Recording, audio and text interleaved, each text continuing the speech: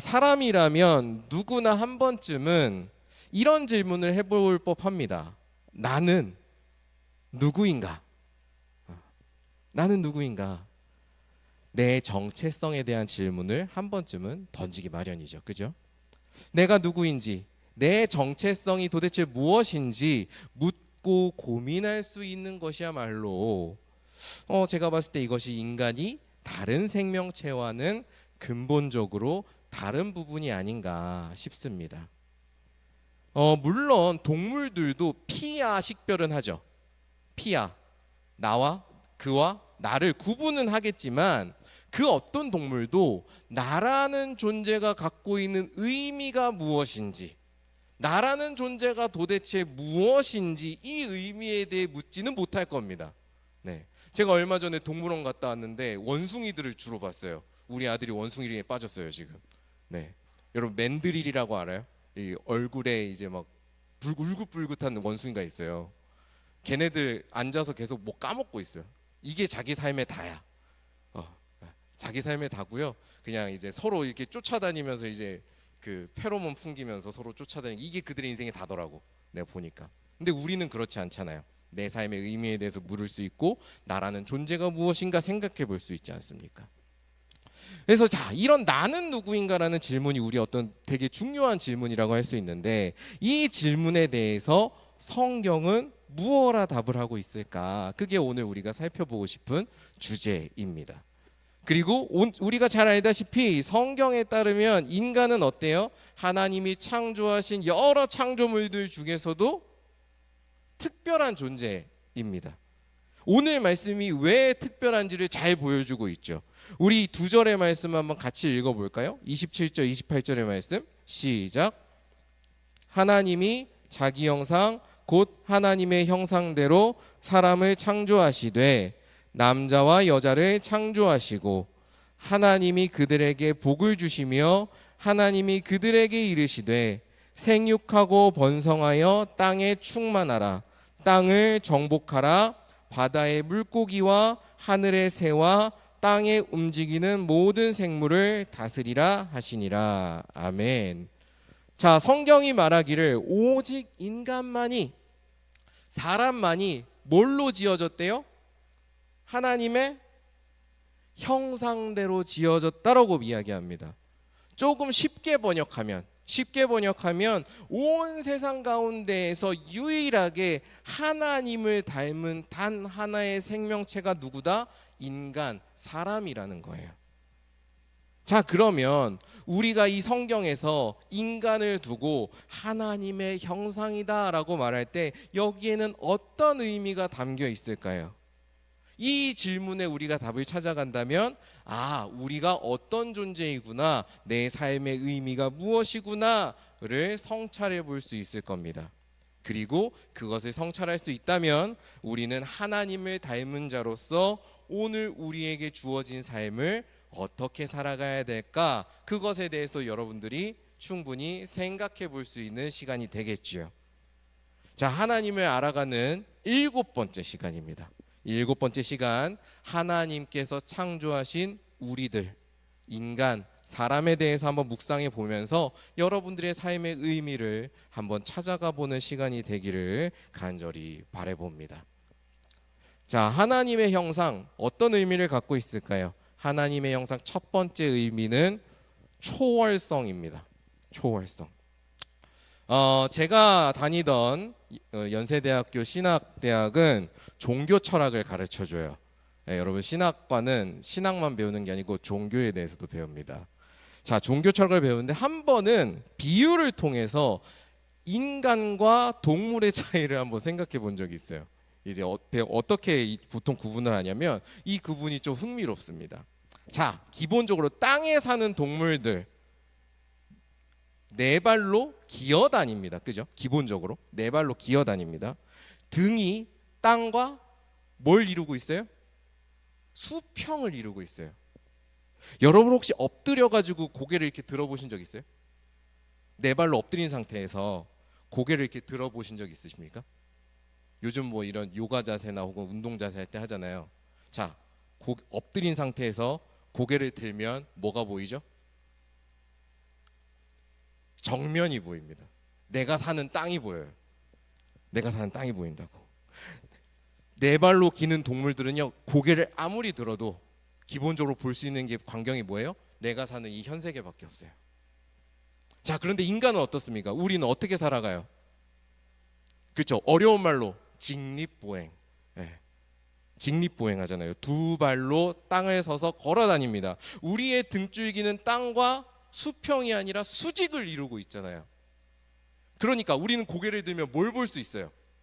하늘이 보입니다. 인간이 고개를 들면 이 땅을 훨씬 넘어서 있는 저 멀리 있는 하늘을 볼 수 있다고요. 인간이 하늘을 볼 수 있는 것처럼 내가 살아가는 이 땅만 보는 게 아니라 저 너머, 우리가 닿을 수 없는 저 너머의 영역, 조금 어려운 말로 그걸 초월의 영역이라고 하죠. 그 초월의 영역을 볼 수 있고 상상할 수 있고 그릴 수 있고 거기에 다가갈 수 있는 거, 이게 동물에게는 없는 인간의 특징이더라는 겁니다. 직립보행이 대단한 거예요, 여러분. 성경에서 인간을 두고 하나님의 형상이라고 부를 때 담겨 있는 의미가요, 바로 이러한 의미와 같습니다. 인간은요, 하나님을 마주할 수 있는 존재입니다. 하나님과 대화할 수 있고요, 하나님의 말씀에 자유롭게 반응할 수 있습니다. 여러분, 이게 당연하게 얻어진 게 아니라고요. 우리에게 주어진 특별한 은혜란 말입니다. 그래서 이 인간은 이 세상 가운데에서 그저 눈에 보이는 사물을 보는 게 아니라 우리 눈앞에 보이는 광경들을 통해서 하나님의 일하심과 하나님의 은총을 발견할 수 있다고요. 그래서 사도 바울이 로마서 1장 20절을 보면 이렇게 말씀합니다.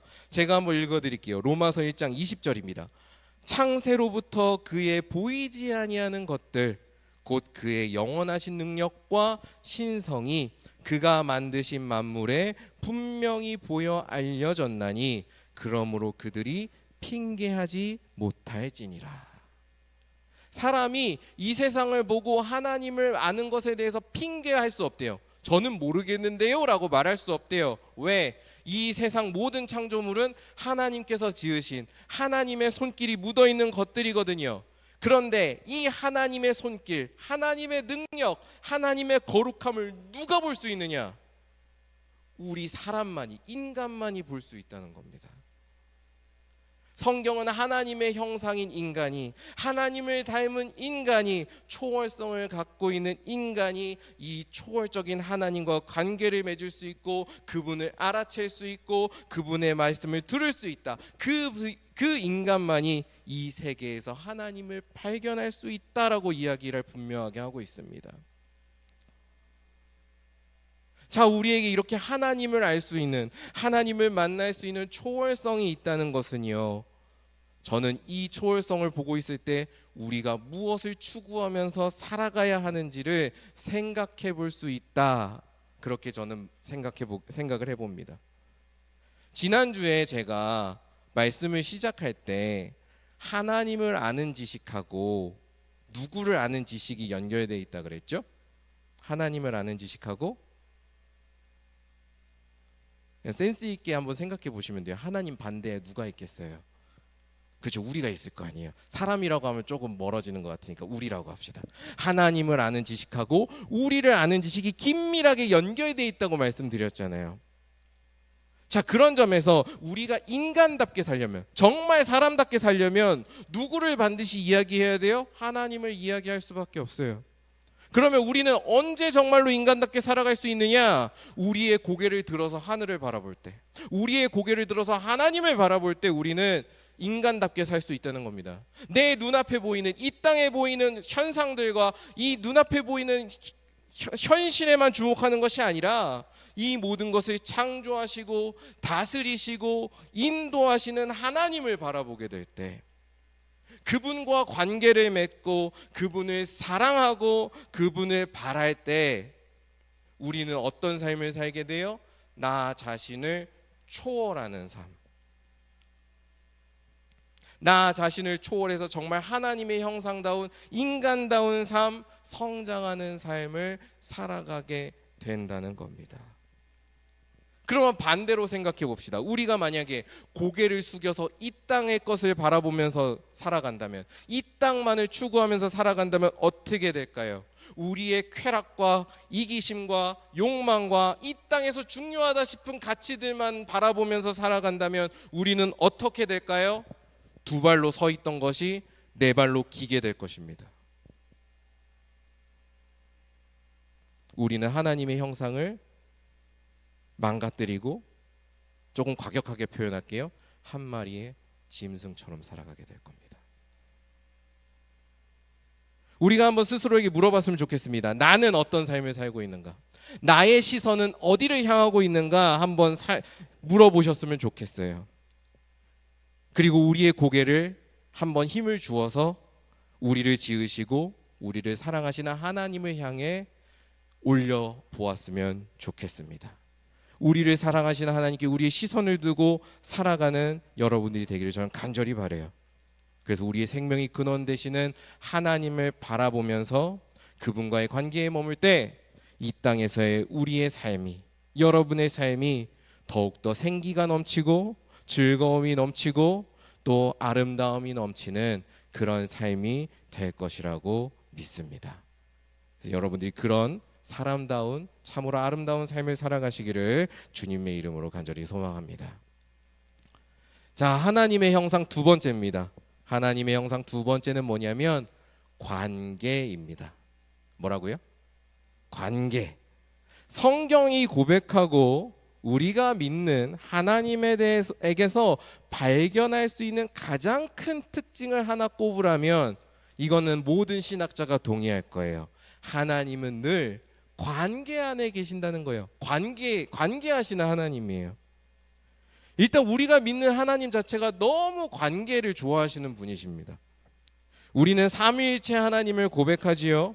사실 이 삼위일체 안에는 무슨 의미가 있냐면 하나님이 이미 관계 맺는 분이다라는 의미가 담겨 있습니다. 성부, 성자, 성령, 하나님, 예수님, 성령님 세 분이 끊임없이 서로를 관계 맺고 하나 되고 하나로 지내고 이런 사랑하고 품고 계신다, 이런 의미가 여기 담겨 있단 말이에요. 근데 우리가 이렇게 어려운 논의를 배제하고서라도 성경만 봐도 하나님이 얼마나 관계적인지를 알 수 있습니다. 성경에 나오는 모든 하나님의 역사는요, 언제나 관계의 사건입니다. 여러분, 우리 성경 통독 요즘 하시는 분들 구약 성경 읽다 보면 계속 어떤 표현이 나와요? 하나님이 누구의 하나님이다? 아브라함의 하나님, 이삭의 하나님, 야곱의 하나님, 그리고 또 이스라엘의 하나님, 이런 표현들이 계속 나오지 않습니까? 성경에서는요, 하나님을 절대 추상적으로 표현하지 않습니다. 매우 구체적으로 누구에게 역사하신, 누구와 함께 하신 하나님이라고 표현을 해요. 신약 성경은 어떻습니까? 예수를 죽은 자 가운데서 살리신 하나님, 우리의 아버지 되시는 하나님, 이렇게 표현을 한다고요. 하나님은 언제나 어떻게 나타나요? 누군가와 관계를 맺는 분으로 나타나고 그 관계를 통해서 당신이 하나님이심을 드러낸다고요. 하나님께서 이렇게 관계 안에서 사시는 것처럼 하나님의 형상인 우리도 무엇을 갖고 있다는 거예요? 관계를 갖고 있다는 거예요. 관계 안에서 살아간다는 겁니다. 달리 말하면 우리가 인간인 것은 어떤 능력을 갖고 있기 때문이에요? 다른 사람과 이 세상과 다 관계를 맺을 수 있는 능력이 우리에게 있기 때문이에요. 누군가는 이렇게 물을지도 모르겠습니다. 목사님, 다른 동물들도 관계를 맺지 않습니까? 무리를 이루면서 살아가지 않습니까? 이렇게 물을 수 있을 거라 생각을 합니다. 맞습니다. 다른 동물들도 나름대로 관계를 맺고 살아가고 무리를 이루면서 살아가요. 그 가운데 위계 질서도 있고 리더도 있고 하더라고요. 새끼에게 먹이를 주고 새끼를 지키고 기르면서 살아가는 동물들이 많습니다.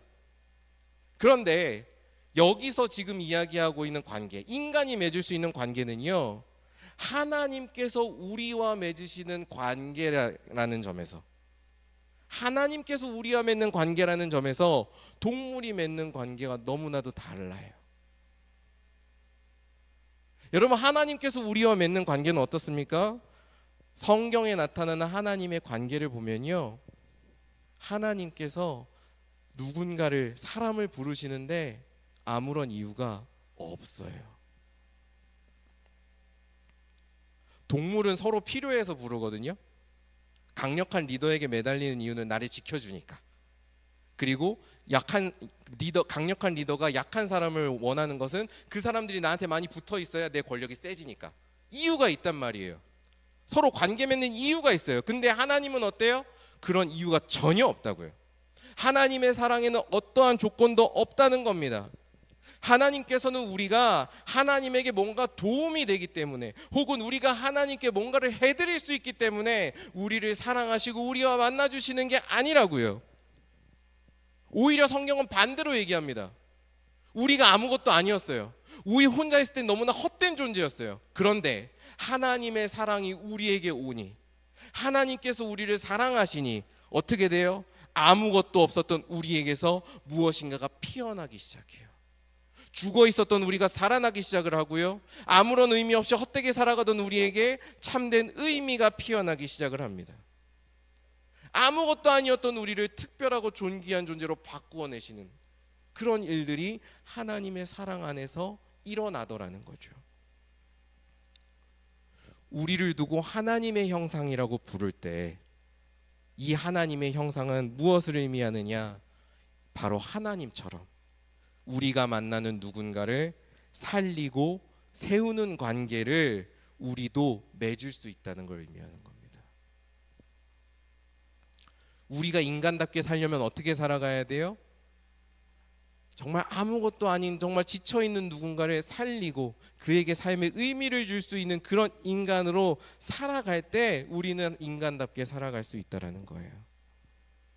그런 관점에서 오늘 말씀 창세기 1장 28절에 모든 것을 다스리라는 말씀을 읽는다면 이 말씀은 무슨 의미를 갖습니까? 내가 모든 걸 지배하라는 게 아니고요. 이 모든 것들에 뭘 주라는 거예요? 의미를 주고 생명을 주라는 겁니다. 잘 보호하고 지키고 보살피라는 거죠. 그렇게 보듬으면서 함께 더불어서 사랑을 나누면서 살아가라. 이것이 우리 하나님의 형상인 우리에게 주신 하나님의 당부요 명령이라고 할 수 있습니다.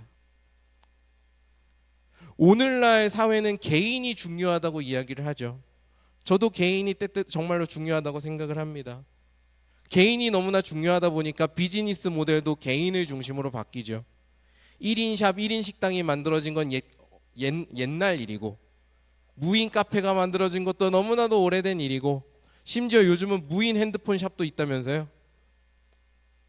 직원 없이 혼자서 핸드폰 고를 수 있대요. 수많은 것들이 1인, 개인에 맞춰서 만들어지고 있습니다. 하지만 아무리 개인이 중요해도요, 서로 사랑해주고 지지해주고 의미를 줄 수 있는 관계가 없다면 그 삶은 제가 확신컨대 피폐해질 겁니다. 우리는 언제 풍요롭고 복된 삶을 살 수 있느냐? 하나님께서 우리에게 베풀어 주시고 흘려보내 주시는 그 사랑을 잘 받아서 그 사랑을 나누면서 살아갈 때, 그 사랑을 나누는 관계를 맺으면서 살아갈 때 우리의 삶은 복되고 풍요로운 삶이 될 것입니다. 그런 점에서 이 자리에 우리 함께하고 있는 이 공동체가 저는 너무나도 귀하다고 생각을 합니다. 적어도 이 자리에선 하나님 얘기하면서 사랑해도 괜찮잖아요. 밖에 나가면 좀 상황이 다르잖아. 요즘 그렇잖아, 그지? 많이 힘들어요. 그래서 요즘 많이 힘들고 마음이 아픈데 어쨌든 우리 이 안에서는 하나님의 사랑으로 당신을 사랑해도 너무 그게 좋은 일이 되고 축복이 될 수 있지 않습니까? 그런 점에서 이 공동체 너무나 귀한 것 같아요. 그래서 이 공동체 안에서 여러분들이 우리가 지금 이야기한 하나님을 닮은 관계, 하나님의 사랑을 나눌 수 있는 관계를 잘 쌓아가셨으면 좋겠습니다. 그렇게 쌓아가면서 하나님의 형상으로서 참으로 복된 그런 사람다운 삶, 참으로 즐거운 삶을 살아가는 우리 모두가 될 수 있기를 소망합니다. 자, 하나님의 형상 마지막입니다. 하나님의 형상 그 세 번째 의미는 성장입니다. 제가 자주 강조하는 표현이죠. 성장. 네, 저와 1, 2년 함께 하셨으면 이제 성장이 머리에 박혀 있어야 돼요. 네, 우린 성장해야 됩니다. 인간을 포함한 모든 생명체는 성장합니다. 그리고 변화합니다. 그리고 그 중에서도 인간만이 갖고 있는 특징이 있다면 인간은 성장하고 변화하는데 단순히 몸이 변화하는 것이 아니라 무엇을 하려고 하죠? 이 성장과 변화를 통해서 자기를 실현하려고 해요. 아까 우리 처음에 시작했던 질문과 연결되어 있는 거죠. 나는 누구인가? 자기를 실현하려고 하고요. 내가 어떠한 가치를 추구할지를 고민하고 어떤 가치를 향해서 달려가는 그런 모습을 보여줍니다. 이게 아마 인간이 가진 인간의 성장에 있는 특별한 점일 거예요. 성경은요, 하나님의 형상인 인간이 이처럼 성장과 변화하는 가운데 자기를 실현하고 자기를 완성해가는 존재라고 이야기를 합니다. 자, 우리 창세기 1장 28절의 말씀을 다시 한번 읽어보면 좋겠습니다. 28절의 말씀 읽어보겠습니다. 시작. 그들에게 복을 주시며 하나님이 그들에게 이르시되 생육하고 번성하여 땅에 충만하라. 땅을 정복하라. 바다의 물고기와 하늘의 새와 땅에 움직이는 모든 생물을 다스리라 하시니라. 아멘. 하나님께서 인간을 창조할 때 가장 먼저 하신 말씀이 뭐예요? 뭐라고 하셨습니까? 방금 보니까? 아니, 보이잖아요. 여러분 말씀 보면 되잖아요. 뭐라고 나와요? 생육하고 번성하라. 그래서 뭐 하래요? 땅에 충만하라고 나오잖아요. 우리 1차적으로 보면 이 말씀 무슨 의미입니까? 뭐 하라는 거예요? 그죠? 애국자 되라는 거예요. 네, 애국자 되라는 거예요. 여러분 애국자가 되시기 바랍니다. 다자녀 카드 혜택 좋습니다. 네, 쏠쏠하게 받고 있어요. 네.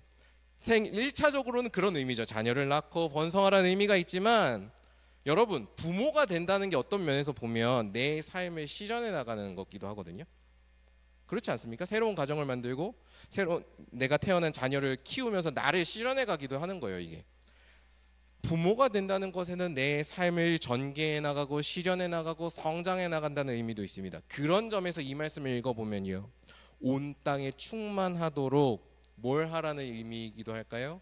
내 삶을 성장시키고 실현하라는 의미로 읽어낼 수 있을 겁니다. 전 이거 큰 무리 없다고 봐요. 그런데 여러분, 우리가 성장하고 변화하려면 뭐가 있어야 됩니까? 성장하고 변화하려면 뭐가 있어야 돼요? 목표가 있어야 돼요. 뭔가 이렇게 변해 가야 되는 목표 지점이 있어야 여러분들이 달라진다고요.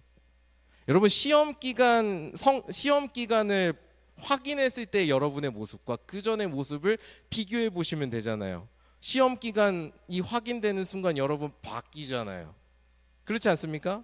여러분 어떤 업무의 마감 기간을 확인할 때 여러분 바뀌잖아요. 왜 바뀌는 거예요? 목표가 생기니까. 변화해야 될 지점이 생기니까 바뀌는 거죠. 내가 지향하는 어떤 목표점이 없다면, 내가 지향하는 바가 없다면 변화 자체가 일어나지 않습니다. 그런 점에서 우리의 성장과 변화의 내용은 어디에 달려 있어요? 우리가 지향하는 바, 우리가 목표하는 바, 목표로 삼은 것, 거기에 달려 있습니다. 그래서 돈을 목표로 하는 사람은 어떤 삶을 살게 될까요? 어떤 변화를 겪게 될까요? 그의 삶을 둘러싼 모든 것이 뭐로 보이게 돼요? 돈으로 보이게 될 겁니다. 그 옛날에 한동안 유튜브에서 광고하던 거 있잖아요. 돈에 초점을 맞춰요. 모든 게 다 돈벌이로 보인다고. 변하는 거예요, 그렇게. 연애가 목표인 사람은 어떻게 될까요? 내 주변에 있는 모든 것들이 뭘로 보일까요? 연애의 수단, 플러팅할 수 있는 수단. 그래서 나는 솔로 가면 사람들이 다 어떻게 돼요? 횟가닥 돌잖아. 도는 거예요. 그래서 도는 거예요. 바뀌는 거예요, 그렇게. 쾌락이 목표인 사람은 삶이 어떻게 변할까요? 이 세상 모든 것들이 뭘로 보여요? 내 쾌락을 충족시켜 줄 수 있는 도구, 혹은 내 쾌락을 방해하는 방해물로 보일 겁니다. 삶이 바뀌는 거예요. 그런 점에서 저는요, 우리가 변화하고 성장한다는 사실도 중요하지만 그보다 더 무엇이 중요하냐? 우리가 무엇을 향해서 변화하고 무엇을 향해서 성장하느냐, 이게 너무나 중요하다고 봅니다. 여러분 삶의 목표와 지향점이 어디 있느냐가 중요하다고요. 여러분이 무엇을 지향하느냐에 따라서 여러분이 하나님의 형상답게 살 수도 있는 거고요. 반대로 하나님의 형상을 망가뜨리면서 살 수 있다고요. 그래서 우리 믿음의 선배, 위대한 믿음의 선배인 아우구스티누스라는 우리 선배님은 고백록이라는 책을 썼어요. Confession, 고백록이라는 책을 썼는데, 이 책에서 우리 인간이 지향해야 될 바에 대해서 이렇게 얘기를 했습니다. 우리 인간이 어떻게 창조되었느냐? 하나님을 향하도록 창조되었대요. 우리 인간은 기본적으로 하나님을 그리워하고 하나님을 만나고 싶어하고 하나님을 향해 가도록 창조되었대요. 그래서 우리의 영혼은, 우리의 삶은 하나님 안에서 안식하기 전까지는 쉴 수 없다라고 얘기했습니다. 이 말대로 우리 삶의 완전한 완성, 온전한 완성, 우리 삶의 참된 자기 실현과 성장은 누구를 바라볼 때 이루어진다는 거예요? 하나님을 바라볼 때. 한없는 사랑이시고 우리의 생명의 근원 되시고 우리를 새롭게 빚으시는 하나님을 바라볼 때, 그분의 선하신 뜻을 바라보고 순종하면서 살아갈 때 이루어진다라는 겁니다. 우리 지난주에 창조 이야기하면서 창조가 3단계가 있다 그랬잖아요. 태초의 창조가 있고, 계속적 창조가 있고, 마지막에 뭐가 있어요? 마지막은 무조건 새로운 거예요. 새 창조가 있다 그랬잖아요. 그래서 우리의 창조는 뭘 향해서 나아간다 그랬어요? 새 창조라는 목표가 있어서 그 새 창조를 향해서 나아간다고 말씀드렸지 않습니까? 우리의 온 창조 세계가 그렇게 새 창조라는 목표를 향해서 나아가는 것처럼 우리 또한 하나님 안에서 무엇을 할 때까지 하나님께서 세우신 선한 목적을 이루고 그 선한 목적을 성취할 때까지 계속해서 하나님을 의지하면서 나아가도록 만들어졌다는 거죠. 그래서 하나님을 의지하면서 날마다 살아가는 사람이야말로 어떤 사람이다? 하나님의 형상으로, 하나님을 닮은 모습으로 살아가는 사람이다 라고 우리한테 가르쳐 주는 겁니다. 여러분들께 묻습니다. 여러분들의 삶의 목적, 여러분들의 삶이 지향하는 바는 어디에 있습니까? 여러분이 생각하는 자기의 실현은 무엇을 향하고 있습니까? 성경은 이야기합니다. 우리가 지향하는 바가 아무리 좋아 보인다고 하더라도, 우리가 지향하는 바가 아무리 선해 보이고 그럴싸해 보인다고 할지라도 그것이 하나님이 아니라면, 그것이 하나님에게서 떠나 있다면 우리에게는 어떠한 안식도 완성도 줄 수 없다고 이야기합니다. 우리는 이 자리에서 하나님의 말씀, 그분의 말씀을 잘 배우고 새기는 가운데 하나님을 바라보면서 한 걸음 한 걸음 신실하고 거룩하게 살아가는 사람들이 되어야 하겠습니다. 그래서 온 땅에 충만한 삶, 온 땅에 하나님의 생명, 하나님의 사랑을 나누는 삶을 살아내는 그런 하나님의 형상들이 되시기를 주님의 이름으로 간절히 축복하고 소망합니다. 말씀을 정리합니다. 하나님께서는 우리를 하나님의 형상으로 지으셨습니다. 우리는 하나님을 닮은 존재입니다. 하나님을 닮았기 때문에 우리의 인생은 하나님의 형상답게 살아갈 때 그 가치와 의미를 회복합니다. 나를 초월해서 하나님을 마주할 때, 하나님을 따라서 더 많은 이웃들을 사랑하고 섬길 때, 그리고 하나님의 뜻을 날마다 마음에 새기고 하나님을 향해서 나아갈 때 우리는 참 사람다운 삶, 인간다운 삶을 살아가게 되는 거죠. 이 자리에 있는 우리 모두가 그런 삶을 살아갈 수 있었으면 좋겠습니다. 하나님의 형상답게 말이죠. 그래서 오늘 말씀처럼 하나님께서 창조하신 이 땅에, 온 세상에 충만하게, 그리고 온 만물을 사랑으로 보듬으면서, 그리고 우리가 하나님께서 우리에게 주시는 놀라운 평안과 은총과 복을 누리면서 그렇게 귀하고 복된 주님의 자녀들로 살아갈 수 있기를 바랍니다. 그렇게 우리가 이번 한 주를 살아내고 새롭게 모였을 때 주님께 더욱더 감사의 찬양을 올려드릴 수 있기를 주님의 이름으로 간절히 축원합니다.